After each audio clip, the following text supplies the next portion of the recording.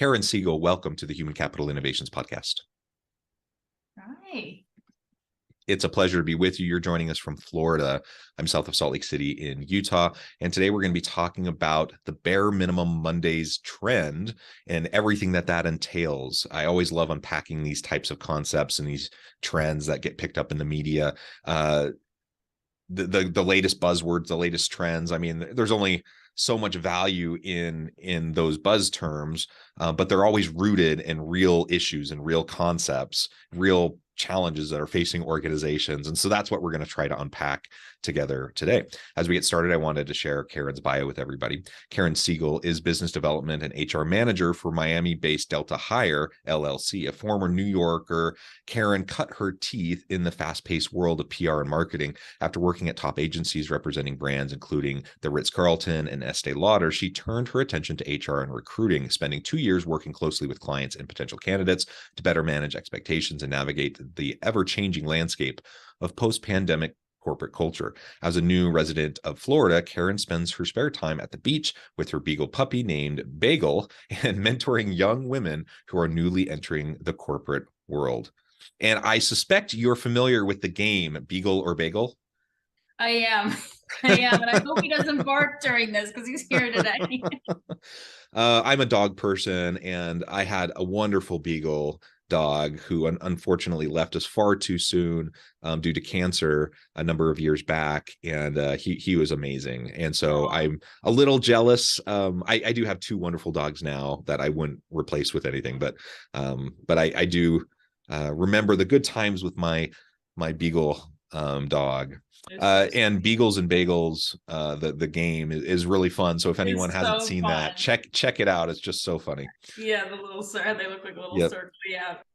Yep. Good. Well, Karen, why don't you start by unpacking for us? Well, actually, first, if there's anything else you would like to share about your background or personal context, and then you can start by unpacking for us this new trend, the bare minimum Mondays. Yeah. So I think, my position's interesting where I'm at now at Delta Hire because I'm the HR manager, director of business development, but I also had been on the employee side for so long. And so I know what the quiet quitting and what the bare minimum Monday or the Sunday scaries feels like, because I was on that side for the past 10 years and I worked in various industries, whether it was hotels, public relations, and health insurance. So for me, I greatly sympathize with an employee, but I also sympathize with an employer because I'm now an employer and I've been an employer previously. So with the there's always going to be a key term.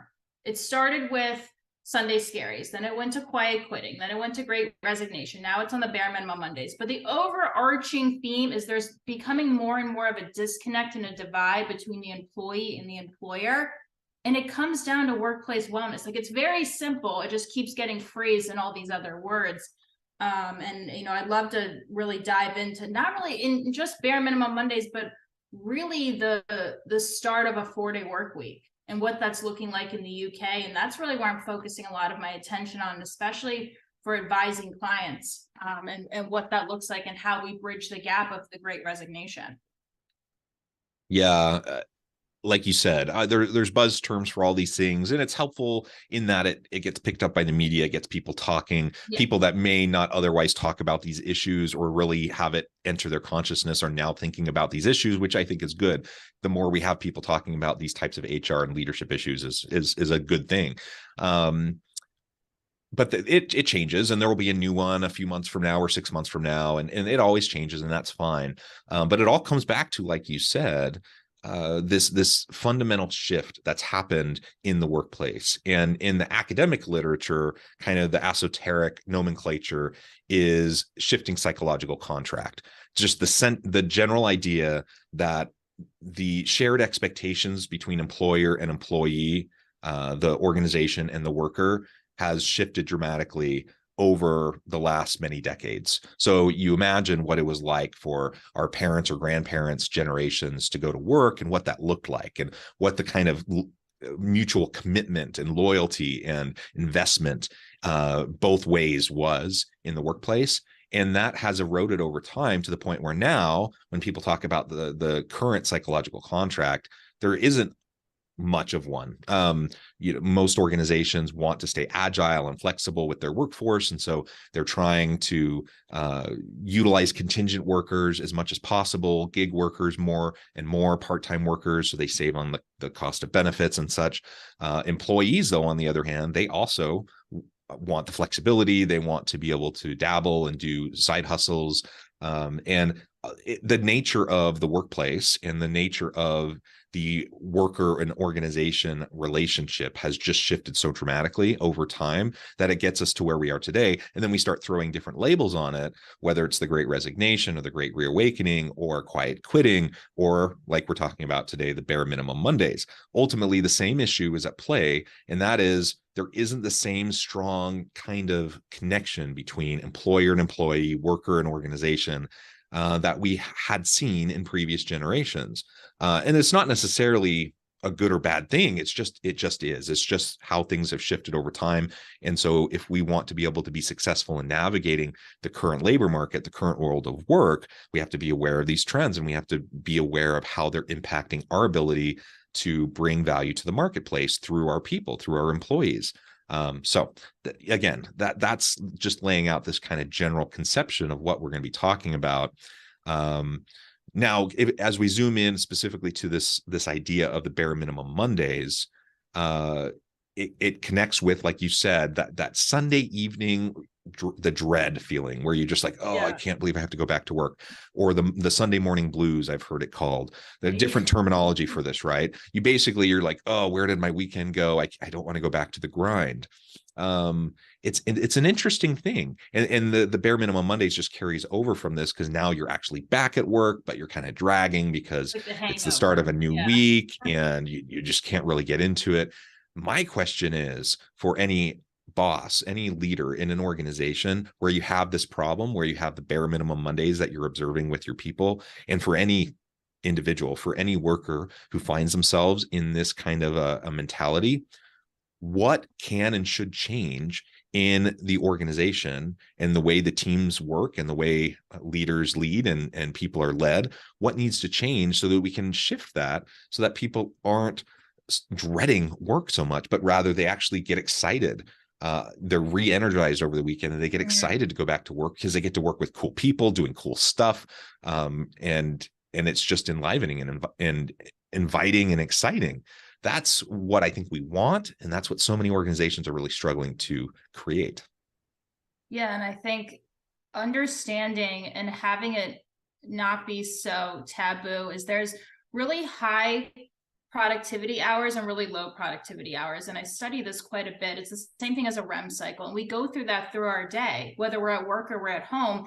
And I spent years journaling, when are my highest productivity hours in the day and when are my lowest, and utilizing that to my benefit, and then teaching others, particularly employers, how to utilize that to their employees. So, that kind of ties into bare minimum Monday, because bare minimum Monday, accomplishing just kind of the low-hanging fruit tasks when you first get in. Okay, I can accomplish one of these tasks. I can accomplish two of these tasks. And then leading into the day, so it doesn't feel like you're just hit with a truck the first thing you walk in Monday morning, and really playing to, hey, it's okay, let's just do some of the low-hanging fruit and we'll get there, right? Because what you don't want to happen is on a Monday morning is you have those high productivity tasks and then it leads off during the week, because you're really not getting as much done as you think you are when you're doing such a high productivity that Monday morning, and really just embracing that. I think our culture in general is still the burnout culture. It's still the grind, no matter what's going on in your personal life or how you're feeling or your wellness is that day. So shifting that conversation is one. And number two is understanding that employees, some of them are there to pay for their kids' tuition, to get health benefits, to put food on the table, and that's okay. Not everyone is there to climb the corporate ladder and be the CEO or be the C-suite. So I think it's like that conversation too, and just having more of that open dialogue of some of your employees are there because they need food on the table, and that's okay. That's okay. Yeah, all work is honorable, and motivation, different motivations for work is just fine. I have seen it where sometimes leaders, maybe it's because their mentality got them to where they're at. And so they kind of think that everyone else should have the same mentality when it comes to kind of career ambitions. And they have a hard time recognizing, in perhaps remembering, or at least acknowledging, that people have different motivations, different drivers. Sometimes it's simply a life stage. Sometimes you simply, at this moment in time, this is your core reason for working. And maybe you'll do the corporate race and the ladder climbing later, but right now you need to handle something else, right? So everyone has these life stages, these career stages, and we just need to be flexible to that, and not force everyone into the same mold. I think that's really important. So that's a really good point. Something else that I see when it comes to the bare minimum Mondays or the Sunday dreads or whatever is, a lot of times it's in large part due to the fact that people haven't really been able to have some good work-life balance over the weekend. And so even though they've had a weekend, they've spent time checking their email and doing this and that and the other, and they may have put in several hours of work over the weekend, instead of really unplugging and really disconnecting and really recharging, spending time with their loved ones, doing, a hobby or whatever. And so the weekend just flies by, and then all of a sudden, it's time to go back. They didn't really get the break that they needed. And so, one thing I would say is, as a leader, you need to create the space for your people to truly take time off, to truly take those days. So whether we're talking about a traditional 5-day work week, or you move to a 4-day work week, or whatever it is, when people have time off, even if it's taking vacation days or whatever, make sure that they know they can really take that time for themselves, for their family, to recharge, and it will really help with their productivity. The other point that I just want to highlight that you also mentioned is this idea of momentum building as you start your week. You do not need to start your week, coming into the office first thing on Monday morning, assuming you're in a face-to-face office setting. You come back in after the weekend, you're dreading it. Now you have all these high stakes meetings and a big presentation and blah, blah, blah. And you're just hitting the ground running right away, trying to rev on all cylinders immediately. That's going to be hard for anybody. And so just keep in mind how you schedule your week, how you schedule these types of meetings. You can't always control it, but a lot of times you can control it, and you can set yourself up for success by simply giving yourself a chance and your team a chance to build momentum back as you're starting with the new week. And if you can do that and start to get reacclimated back into the workplace setting, working with each other again, people will come back on board and they'll get going. And then you can really have a great productive week and accomplish some really great things. But it can become very discouraging to show up immediately after you haven't had even much of a break anyways over the weekend. And now you're just launched right back into it. And it's just like hitting a brick wall. And there's no wonder why people hate that. I would hate that too. I have hated that. I've experienced that just like you have, like everyone has. Nobody likes it. And so are people slacking off? Maybe. I mean, there are some people who are going to be slackers. They're going to try to do the bare minimum. I don't think most people, though, show up to work trying to slack off or intending to slack off. No. But if they don't have a chance to just naturally reacclimate the way that anyone would, then of course we're sometimes going to be frustrated with the type of performance we're seeing from our people. I have to have reasonable expectations as a leader as people are coming back Monday morning. I think it's empowerment too. I remember I was at a PR firm in New York, and we had summer Fridays year round. So we were off every Friday year round at 1 p.m. And there was something so empowering where you knew, okay, if I'm off every Friday at 1 p.m., not everyone gets this. This is a luxury. I'm going to have a higher expectation for myself during those 4 days, the Monday through Thursday. But I felt empowered to do that. I felt empowered to bring it to the next level because I was off at 1 on Fridays, and I got my life back for that, half hour or half day. I could go to the doctors or do whatever. But it's also a lot of empowerment, because if an employee feels empowerment, they're going to want to be productive, to not slack off, to be, doing towards the bottom line. So it's a lot of that too. A lot of that psychology behind that. Yeah. And whether we're talking about, a traditional workplace, face-to-face environment, or remote virtual distributed teams, or we're talking about some sort of hybrid arrangement, if we're talking about a 5-day week, a 4-day week, whatever, right? There's all these different variations. And you just described an example of where you took a half day on Friday every week. Those, if we can just be mindful enough as leaders and create systems and policies and practices that are flexible enough to give people back some autonomy and empower them in their lives and the work-life integration, work-life balance, a little can go a long way. You don't necessarily need to jump to the 4-day work week. You don't need to necessarily jump to fully remote. Some do, and if that works for them, that's fantastic. But there's a whole spectrum of different options, of different things you can try to do, and just know your people, know your industry, know your people's needs, know their wants, and understand that perhaps that changes over time. And so have regular communication and conversation with your people, and they'll appreciate it a lot, to have that level of flexibility. It makes coming back to work on Monday a whole lot easier if you know that your employer values you, that they respect you, you're treated with dignity and respect, you're seen as a whole person who has a life outside of work. When that is the case, it's a whole lot easier to come back and to contribute in meaningful ways, and to even get excited about coming back. I've certainly felt the Sunday dreads, but I also have had jobs where I literally am excited for Monday morning. Like, I'm excited to get back to work. I love my family. I love spending time with them. I love doing all those things over the weekend. But after spending dedicated time with them for a couple days, I'm ready to get back and to really dive in and do some really cool creative stuff with some really great people.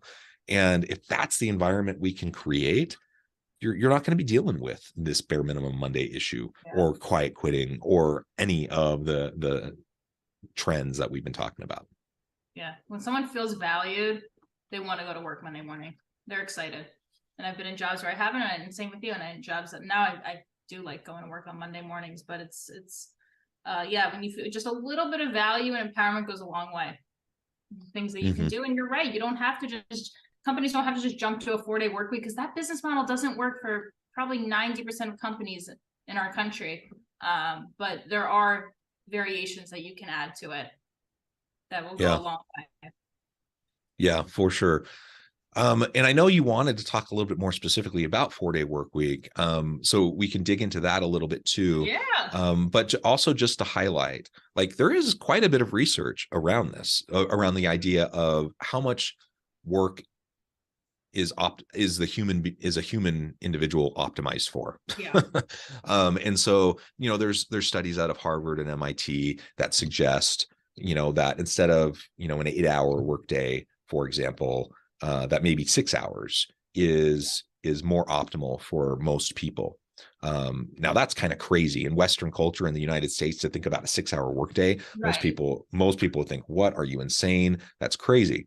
But the research has shown that actually people can be often more productive, more innovative, accomplish more in less time. And so, we're not even talking about, pulling the 14, 16-hour days like many people do consistently. We're talking about like an 8-hour day and perhaps reducing it to a 6-hour day, or taking, a 40-hour work week in over 5 days and reducing it to a 40-hour work week over 4 days, or perhaps a 40-hour work week and reducing it to 32 hours over 4 days. Like, there's a lot of different variations of this, but there's also recent studies that have demonstrated that, especially for high cognitive oriented types of professions where you're thinking a lot, so not just kind of rote types of tasks, those types of things that are just repetitive, but where you really have to do a lot of deep thinking, a lot of deep creating and innovating, that most people really can't do that kind of deep work in any sort of meaningful way for more than a couple hours a day.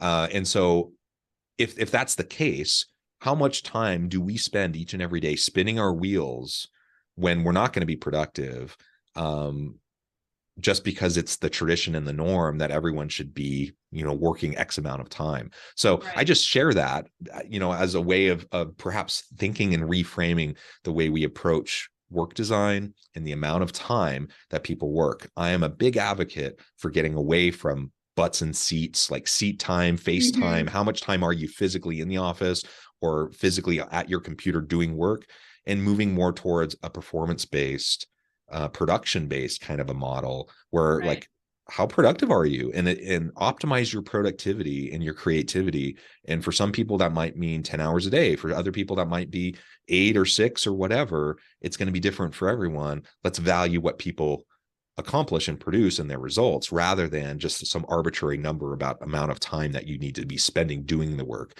because we know that doesn't work for everyone the same way. Right. I agree. And it's interesting too, the way that you know, the high really functioning thinking that does not go on for 8 hours a day. It humanly is not possible to do that. So utilizing that to our strength instead of our weakness. And really, I was reading something interesting, particularly when the UK, they rolled this out. I think it's almost 100 companies at this point with very positive results about a 4-day work week. And again, this isn't for every industry. I'm in a sales oriented role that's mostly commission. It doesn't work for us, but it works for a lot of other companies.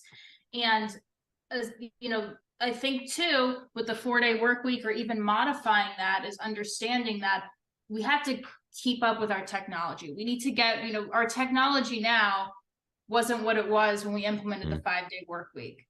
So catching up to, we have, you know, we haven't really caught up with our technology in that sense, and understanding that we don't have to really be at our desk sometimes for 8 hours. We can be there for 6 hours, and I can almost guarantee you that the productivity would go up. It would, because there's wasted time. There's wasted time in my day. There's wasted time in everyone's day. That's reality. Yeah. And in some cases, in many cases, the majority of one's day is wasted time. Yeah, that's reality.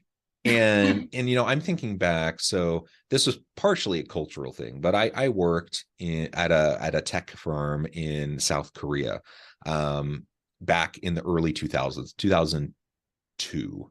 And it, you know, the Asian culture often is like, it's very hierarchical. It's deference to authority. And the idea is basically, you better be in the office before your boss, and you better be there until your boss leaves. And so people put in really long days. It's not at all uncommon that you're there at like 7 in the morning, and then you're there until like 9 or 10 at night. And then you go out to dinner or drinks with, you know, with the boss or the team, like, and then you just rinse and repeat and do that over and over again. That's a very common thing. And that's what I experienced largely, that most of the workers did that. So it was really interesting for me, though, to observe how people worked in those really long days, like every day, really long days, and how productive were people. One, I saw that in part, this is a cultural thing as well, because you had to have meetings all the way up the line and then all the way back down the line to get anything approved, just because of some cultural norms. So people spend a lot of time in meetings that perhaps, you know, in my estimation, kind of wasted a lot of time. But even just when people had time to do their work, did people need that much time? I knew I didn't. You know, I felt like I was looking around trying to find things to do and do things in meaningful ways. And I also could see, you know, kind of the ebb and flow in my own productivity during the day, and knew that there were times where I was just there to be there. I wasn't actually doing much or accomplishing anything. And I'm not singling out Korea or this particular company or anything. Like, this is a common problem. This happens in a lot of places. And this is a bit of an extreme example, but it happens in so many different places where we find ourselves stuck in the hamster wheel, you know, of just showing up, doing work to be busy because we value busyness, because as a culture, we've said that if you're busy and you're constantly doing stuff, then that means you're doing something good. But if we can challenge that assumption and just say, okay, what are we actually accomplishing?